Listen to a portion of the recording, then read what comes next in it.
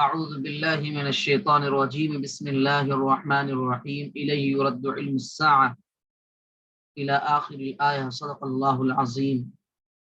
آج 25ویں پارے کی تفسیر اور اس کا خلاصہ آپ حضرات کے سامنے پیش کرنے کا ارادہ ہے۔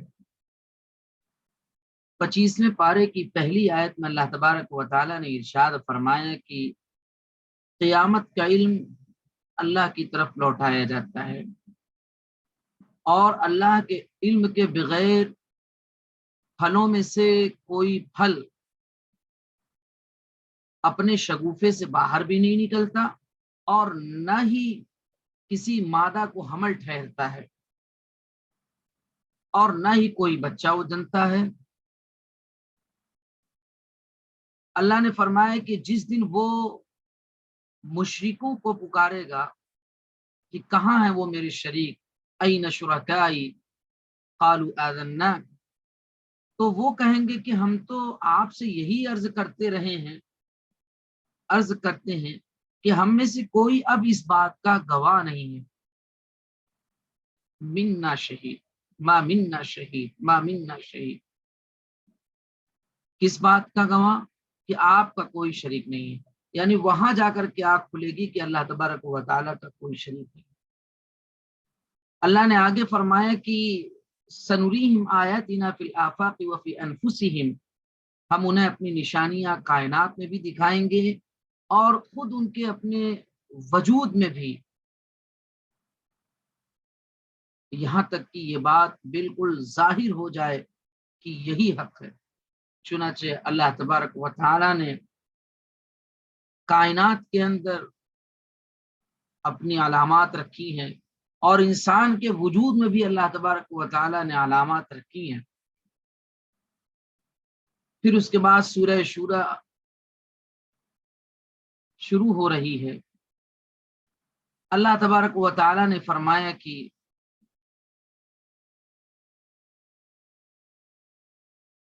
ہم نے قرآن عربی زبان میں آپ پہ اتارا ہے، قرآن عربی،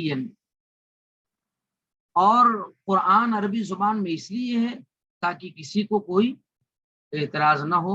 اگر کسی اور زبان میں ہوتا تو کہتے کہ اس زبان میں کیوں آیا ہے، عربی میں نہیں، تو عربی میں اللہ تبارک و تعالیٰ نے اتارا ہے۔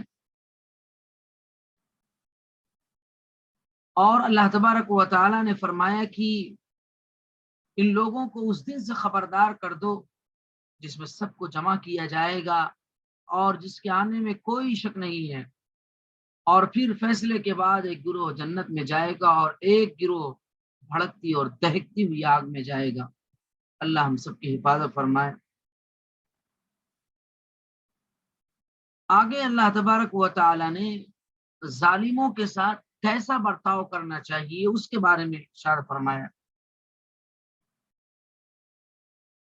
دراصل جب لوگوں کو دین کی دعوت دی جاتی اور حضور پاک علیہ الصلوۃ والتسلیم ان کو دین کی طرف بلاتے تو کفار و مشرکین تو تکلیف دیتے۔ قریش مکہ، ان سے حضور پاک صلی اللہ تعالی علیہ وسلم کی کچھ قرابت اور رشتہ داریاں تھیں، تو یہ بھی تکلیف دیتے۔ تو یہ کہا گیا کہ کم سے کم تم اس بات کا تو لحاظ کرتے، اپنی رشتہ داری کا پاس اور لحاظ کرتے کہ تکلیف نہ دیتے، تم سے کوئی تو اجرت تو نہیں مانگ رہے ہیں۔ قل لا اسألکم علیہ اجرا، معاملہ یہاں پہ یہ ہے کہ تم سے اس پہ تو کوئی اجرت مانگی نہیں جا رہی ہے کہ دین کی دعوت دی جا رہی ہے اور تم دین کی دعوت قبول کر لو تو اس پہ اجرت تم سے لی جائے، لہذا کم سے کم تم ان رشتہ داری کا پاس لحاظ کر کے تکلیف نہ دو۔ پھر آگے اللہ تبارک و تعالیٰ نے فرمایا کہ ظالمین میں سے اگر کوئی ظلم کرتا ہے تو اتنی مقدار جتنا اس نے ظلم کیا ہے اتنا بدلہ لیا جا سکتا ہے، اور اگر کوئی معاف کر دے تو یہ بڑا کام ہے، اللہ تبارک و تعالیٰ اس پہ اجر عظیم عطا فرمائیں گے۔ پھر آگے ایک بات آئی ہے، اللہ تبارک و تعالیٰ نے فرمایا کہ اولاد کا دینا یہ اللہ کے ہاتھ میں، یہب لمن یشاء اناثا ویہب لمن یشاء الذکور، اور پھر اللہ تبارک و تعالیٰ کسی کو مذکر اولاد دیتا ہے، کسی کو مؤنث دیتا ہے، کسی کو صرف مذکر دیتا ہے، کسی کو صرف مؤنث لڑکیاں ہی لڑکیاں ہیں، کسی کو لڑکے اور لڑکی دونوں دے دیا، کسی کو لڑکے زیادہ اور لڑکی کم، کسی کو لڑکی زیادہ لڑکے کم، اور کسی کو کچھ بھی نہیں ہوا ہے۔ جعل من یشاء عقیما، یہ اللہ تبارک و تعالیٰ کی قدرت ہے۔ اس لیے بہت سے ایسے لوگ ہوتے ہیں علاج کرتے کرتے تھک جاتے ہیں، کیوں؟ اس لیے کہ اللہ کی مشیت ہی نہیں ہے۔ اور پھر اللہ تبارک و تعالیٰ بات کیسے کرتا ہے؟ تو اللہ تبارک و تعالیٰ 3 طریقوں سے بات کرتا ہے۔ ایک تو وحی جس کو کہا جاتا ہے، دوسرے پردے کے پیچھے سے آ کر کے گفتگو کرنا کہ کوئی صورت نظر نہ آئے، جیسے حضرت موسیٰ علیہ السلام سے اللہ تبارک و تعالیٰ نے گفتگو کی تھی۔ اور تیسرا طریقہ یہ ہے کہ اللہ تبارک و تعالیٰ اپنا کلام کسی فرشتے کے ذریعے سے بھیجتے ہیں۔ اب آگے سورہ زخرف شروع ہو رہی ہے۔ اللہ تبارک و تعالیٰ نے اس صورت میں مشرکین کے لیے کچھ حقیقت کو واضح کر دیا ہے کہ باپ دادا کی تقلید میں عقیدے کو نہیں مانا جاتا ہے، کہ باپ دادا جس طرز پہ، جس انداز پہ اور جس ٹریک پر چلتے آ رہے ہیں اسی کو مانا جائے گا۔ وہ کہتے ہیں انا وجدنا ابانا، ہم نے اپنے آباء و اجداد کو ایسے ہی پایا ہے۔ تو باپ دادا اگر کسی چیز کو غلط کرتے چلے آ رہے ہوں قطعی عقائد کے معاملے میں، تو ان کی یہ بات نہیں تسلیم کی جائے گی۔ اور اگر یہ کہنا ہے کہ ہم اپنے باپ دادا ہی کے پہ چلتے ہیں، تو حضرت ابراہیم علیہ السلام باپ ہیں، ان کی بات مانی جائے۔ حضرت ابراہیم علیہ السلام نے شرک سے کھلم کھلا بیزاری کا اعلان کر دیا تھا۔ اسی طریقے سے آگے چل کر کے اللہ تبارک و تعالیٰ نے مشرکین کے ایک اعتراض کا جواب دیا ہے۔ وَقَالُوا لَوْلَا نُزِّلَ هَذَا الْقُرْآنُ عَلَى رَجُلٍ مِّنَ الْقَرْيَتَيْنِ عَظِيمٍ۔ مشرکین یہ کہتے تھے کہ اگر نبی بنانا ہے تو 2 بڑے جو شہر ہیں مکہ اور طائف، ان میں سے کسی مالدار کو بنا دیا جاتا، قرآن اس میں نازل کر دیا جاتا، وہی اللہ کی طرف سے ان پہ آ جاتی۔ تو اللہ تبارک و تعالیٰ نے فرمایا کہ مال کا، دولت کا انسان کے تقدس اور اللہ تعالیٰ کے تقرب سے کوئی تعلق نہیں ہے۔ یعنی اللہ کا تعلق اور اللہ کا تقرب حاصل ہونے کے لیے مال و دولت ضروری نہیں ہے۔ اللہ تبارک و تعالیٰ جس کو چاہے نبی بنا دے، ممکن ہے کہ بہت مالدار بھی ہو اور ممکن ہے کہ کچھ نہ ہو۔ اور اسی طریقے سے اللہ تبارک و تعالیٰ نے فرمایا کہ ہم نے معیشت کو تقسیم کر دیا ہے۔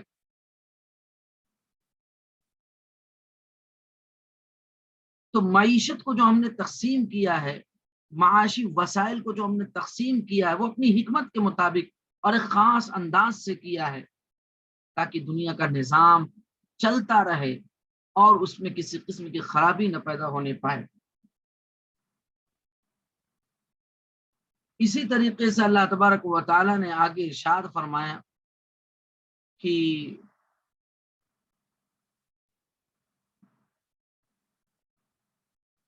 جو شخص خدائے رحمان کے ذکر سے اندھا بن جائے، ہم اس پر ایک شیطان مسلط کر دیتے ہیں جو اس کا ساتھی بن جاتا ہے۔ اس سے معلوم یہ ہوا کہ جو شخص بے فکری کے ساتھ گناہ میں مشغول ہو جاتا ہے اور اس پہ شرمندہ نہیں ہوتا ہے، تو اس پہ مزید عذاب آتا ہے۔ اللہ تبارک و تعالیٰ کی طرف سے اس پہ شیطان مسلط ہو جاتا ہے اور اسے نیکی کی طرف نہیں آنے دیتا، بیچ بیچ میں رکاوٹ ڈالتے رہتا ہے۔ آگے اللہ تبارک و تعالیٰ نے ارشاد فرمایا کہ جنت میں ہر قسم کی خواہش انسان کی پوری کر دی جائے گی۔ ما تشتہی الانفس، جو بھی انسان تمنا کرے گا، جس کی آرزو کرے گا، اللہ تبارک و تعالیٰ جنت میں خواہش پوری کر دے۔ لیکن جنت میں جانے سے پہلے کچھ تو تھوڑی تکلیفیں ہیں اس دنیا کے اندر، انک کادح الی ربک کدحا فملاقی، ان تکلیفوں کے ساتھ، مشقتوں کے ساتھ، پریشانیوں کے ساتھ، ان مصائب و آلام کے ساتھ انسان کو زندگی کا یہ راستہ اور زندگی کی یہ منزل طے کرنی ہے۔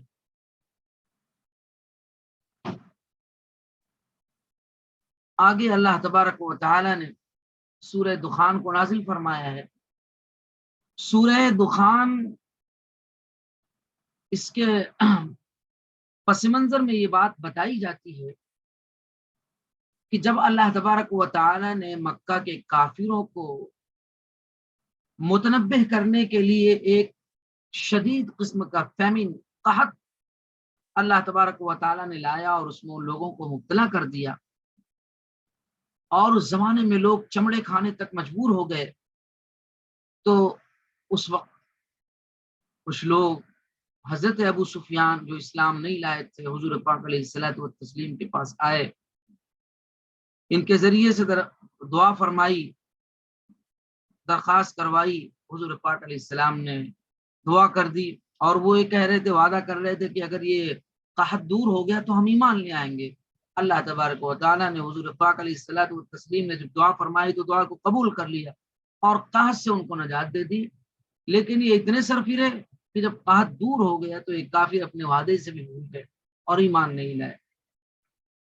آگے اللہ تبارک و تعالیٰ نے ارشاد فرمایا کہ سال بھر کے جو سارے امور ہوتے ہیں، کب کس چیز کو انجام پانا ہے، کس کو رزق دیا جائے گا، کون پیدا ہوگا، کون دنیا سے جائے گا، پریکٹیکلی امپلیمنٹیشن کے لیے، عملی تنفیذ کے لیے اس رات کے اندر، شب برات میں 15ویں شعبان کو، یہ سارا کام فرشتوں کو دے دیا جاتا ہے۔ اسی طریقے سے کفار مکہ مرنے کے بعد دوبارہ زندہ ہونے کے عقیدے کو نہیں مانتے تھے،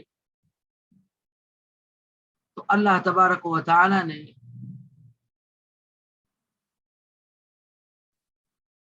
اس کا بھی تھوڑا سا ذکر فرمایا ہے۔ چنانچہ کفار مکہ نبی پاک صلی اللہ تعالی علیہ وسلم سے کہا کرتے تھے کہ اگر یہ بات صحیح ہے تو ہمارے جو آبا و اجداد مر گئے ہیں ان کو زندہ کر کے آپ دکھلائیے۔ تو اللہ تبارک و تعالی نے ان کا جواب دینے کے بجائے کہا کہ جو قوم ان سے بہتر تھی وہ اپنی نافرمانی کی وجہ سے ہلاک کر دی گئی، تو ان کی کیا حیثیت ہے۔ اب اس کے بعد سورہ جاسیہ شروع ہوتی ہے۔ سورہ جاسیہ میں اللہ تبارک و تعالی نے 3 بنیادی چیزوں پہ زور دیا ہے۔ ایک تو کائنات میں ہر طرف اللہ کی قدرت کاملہ اور اس کی حکمت بالغہ موجود ہے۔ جدھر انسان دیکھے گا، آسمان و زمین کے اندر، سمندر کے اندر اللہ کی پوری مکمل قدرت موجود ہے۔ اسی طریقے سے آپ صلی اللہ تعالی علیہ وسلم کو دوسرے نمبر پہ یہ بتایا گیا ہے، اس شریعت میں کچھ ایسے احکام دیے گئے جو پچھلی امتوں کو دیے ہوئے احکام سے کچھ تھوڑا مختلف ہے۔ مثال کے طور پر نماز ہے، یہ نماز پچھلی امتوں میں نہیں تھی اس انداز کی۔ اسی طریقے سے تیسرے نمبر پہ اللہ تبارک و تعالیٰ نے قیامت کے ہولناک مناظر کا نقشہ کھینچا۔